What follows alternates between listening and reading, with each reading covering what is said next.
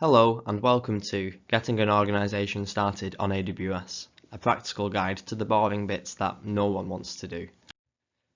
Setting up a business, a charity or whatever kind of organisation can be tricky, especially since COVID and working from home. A lot of technical infrastructure is required when starting a new organisation. This is going to be a guide on getting the ball rolling with AWS. The following course will not be overly technical, however you will need some familiarity with AWS. And deep knowledge of certain products, however, will not be expected. AWS is an exciting place for those that need to build their own software, and many of the guides online, and much of the conversation online, covers features such as AWS Lambda, AWS ECS, S3, API Gateway, and so on and so forth. But when starting any organisation, the first needs are less interesting. There may be a need to create new accounts for employees and grant them access to various software packages like Office or Dropbox. You may need to grant technical users access to the AWS console itself, all through single sign-on. Often simple websites are needed also. However, in my experience, documentation or simple guides that cover the basics of setting up the boring bits on AWS are scattered and not very clear.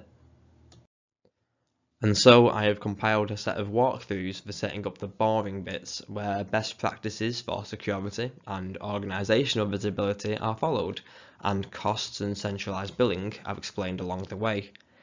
In the following videos, I'll be going through the theory and the practicals of setting up a new organisation's IT needs on AWS. I won't be spending too much time on deep theory or going into too much detail on the specifics of AWS products or how they work.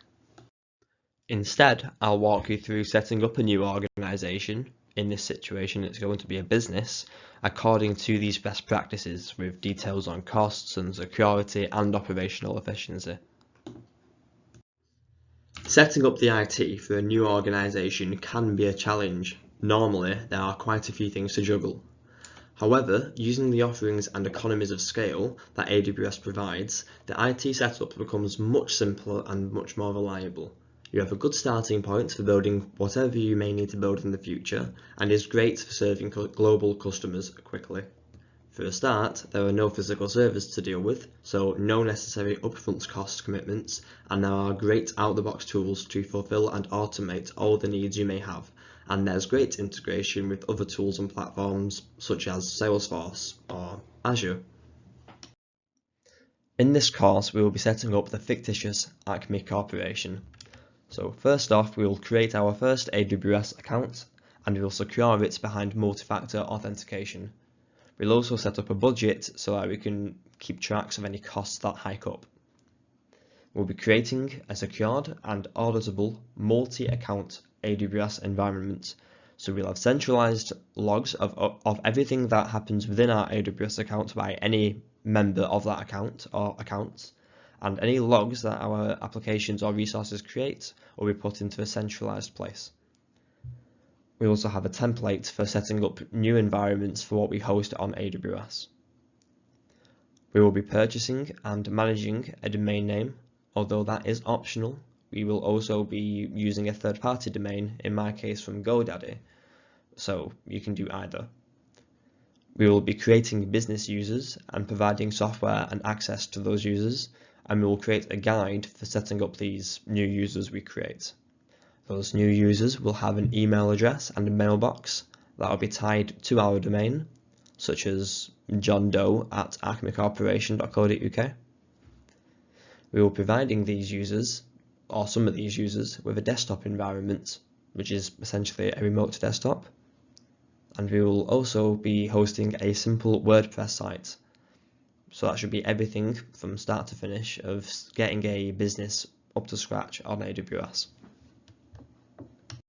So let's get stuck into some theory about what an AWS account is, what AWS IAM is, what a user is in AWS, and how AWS organizations works. So any resource you create on AWS, whether that be a domain you purchase or a website you set up or a virtual computer, must be created within an AWS account. So here we have one account, Acme Management, And then we have another one, Acme Websites Live. So some infrastructure within AWS can be multi-regional. So you can have different regions here, Ireland, London, North Virginia. So you could deploy a website to dozens of geographic regions, but all of which would be inside one single AWS account. So AWS accounts should be considered as global. I mean, region constraints can be applied, so you can only say these 3 regions allowed for this account, but generally you should view an account as a global resource container. So to create an AWS account, you need 3 main things. You need an email address, a credit card, and also a unique name for the account. You can have multiple users within AWS, so within an AWS account, you can have here, say, a root user and another user, but they're not the same thing.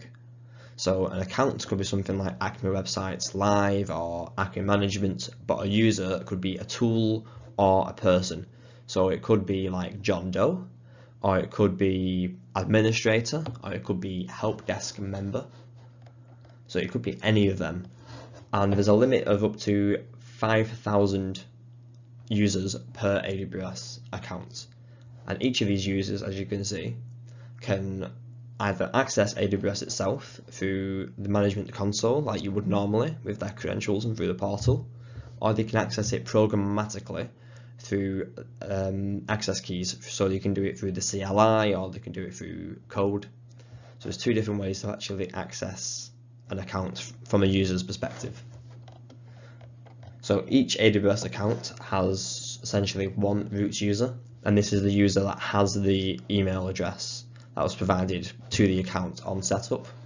So the root user has admin permissions as well as the ability to perform special actions that only the root user can do.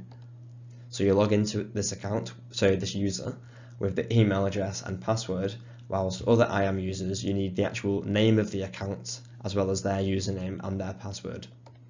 Now, the root user cannot be restricted, so you can't limit what a root user can do, while other users you can lock down that access to very granular services.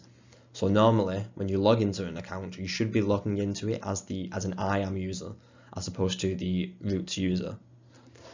What's key here is the AWS account is the best resource boundary between different resources. So any bad practices or exploits or malicious activity that occurs will be contained within one AWS account. So in a real world setting, you'll have multiple accounts for managing different sets of resources. Multiple accounts can be managed by an organization orchestrated through AWS organizations. An organization can have one account that serves as the management account and other accounts for housing different types of resources. So you could have an account for public websites, a live and development account for any development purposes or for database stuff. The other accounts that aren't the management account can bill against the card details of that one management account using consolidated billing, which is a feature of AWS organizations. This way, only one account actually gets invoiced, with the other charges being passed up as their own quotas.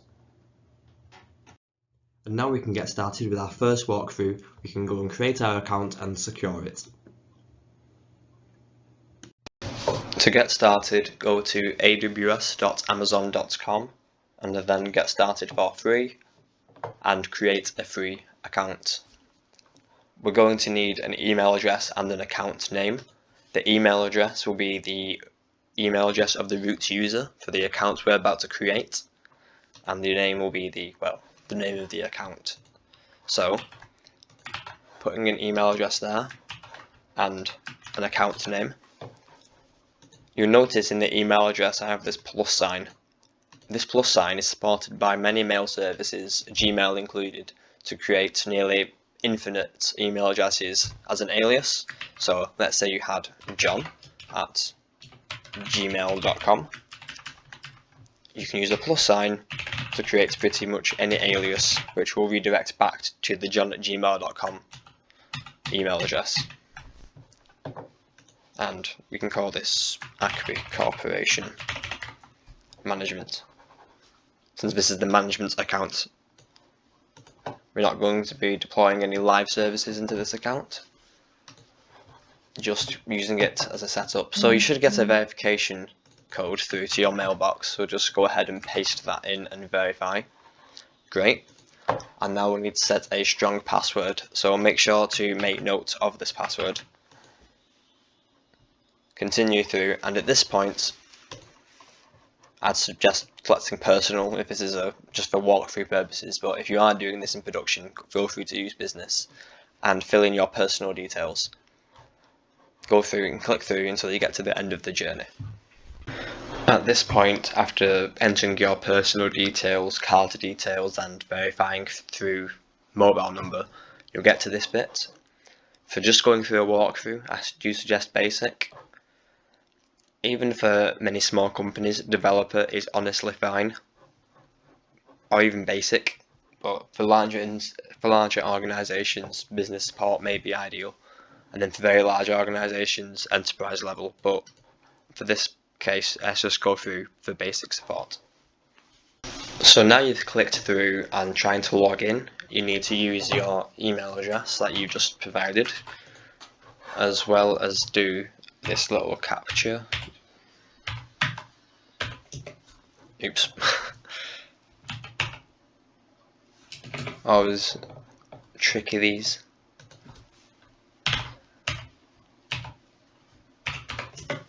Okay, and then enter your password.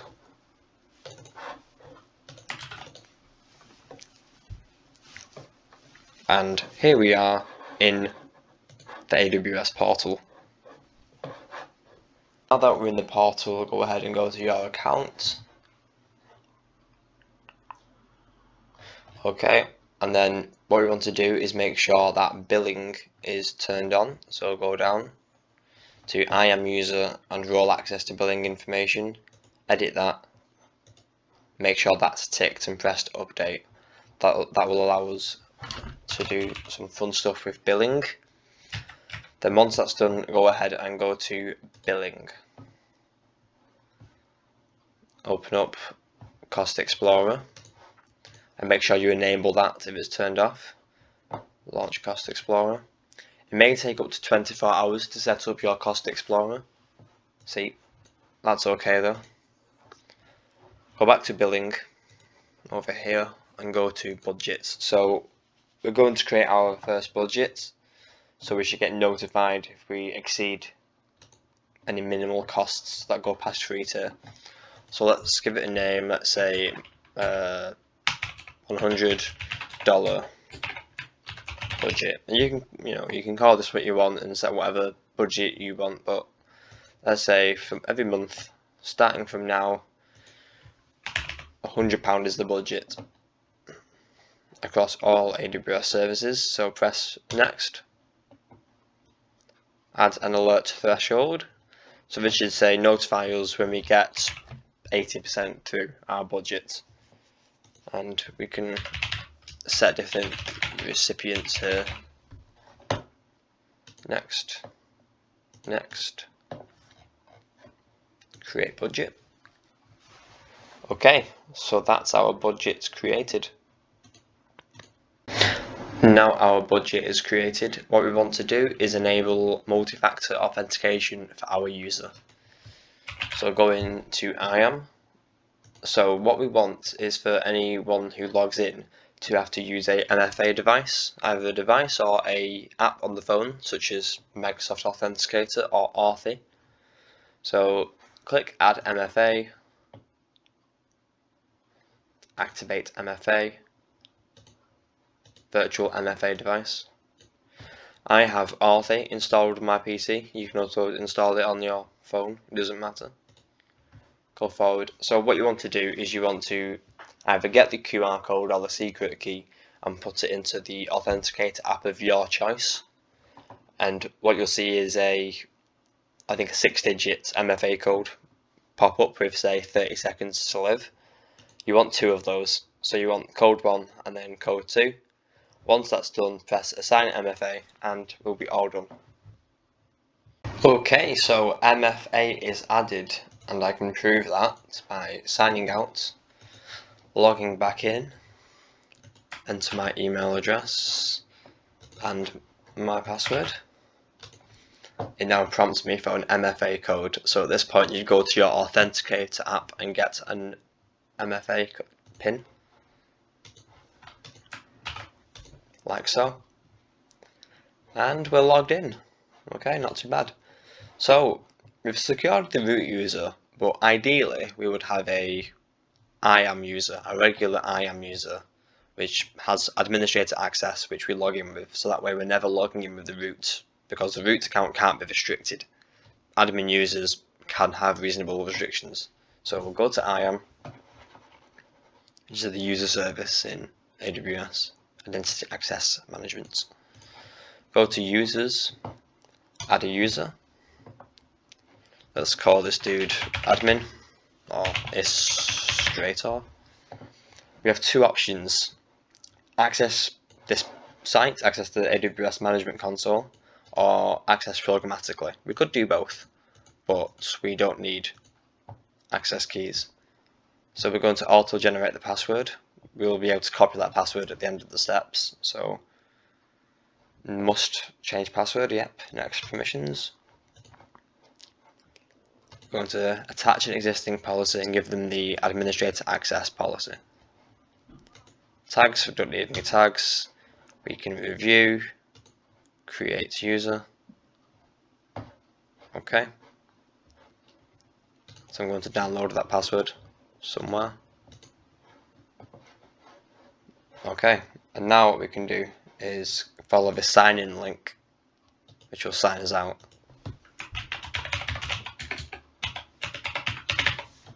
And then all we need to do is use the password specified from the download link, which is 1 second. Okay.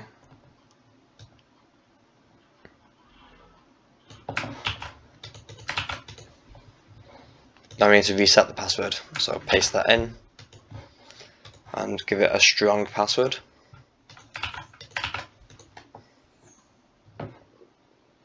Okay, now we're logged in, and you can see at the top we're logged in as an IAM user and not as the root user, which is cool. So at this point we've created the accounts, created the root user, created an admin user, and secured the root user. At this point now we're done with creating the account. We could go ahead and deploy resources in here. We could go and create our user directories and add more users, host our website, but we do need a good multi-account environment for reasons we will go through in the next set of slides. So thanks.